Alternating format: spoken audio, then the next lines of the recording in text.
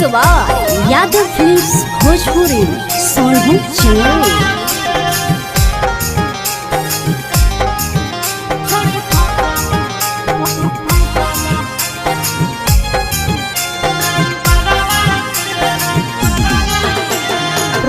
संगे निकलो हकी घरवा से, रोजे संगे निकलो हकी घरवा से, करो ही बात तो ला भरवा से, छोड़ी फसल हकी ड्राइवरवा से, छोड़ी फसल हकी ड्राइवरवा से, रोजे संगे निकलो हकी घरवा से, रोजे संगे निकलो हकी घरवा से, करो ही बात तो ला भरवा से, छोड़ी फसल हकी छोड़ी फसल हकी ड्राइवरवा से, छोड़ी फसल हकी ड्राइवरवा से।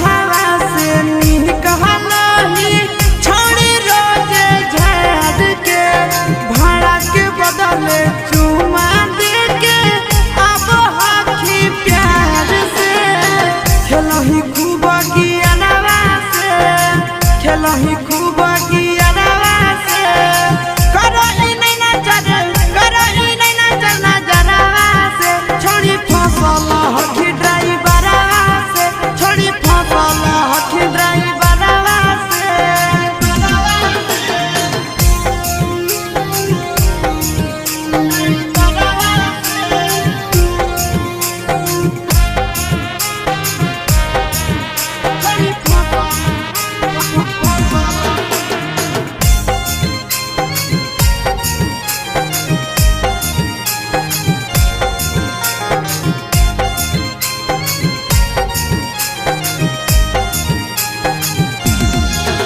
आगे बैठा ही अगला सीट पछाड़ी सटावही बदन हवा, खूब है मजा उठाव हो तोरा से आशीष नंदन हवा।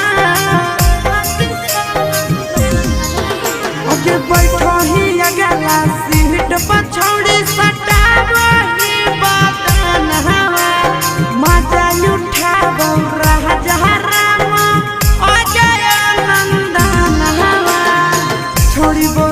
होई सरवा से, छोड़ी बोला होई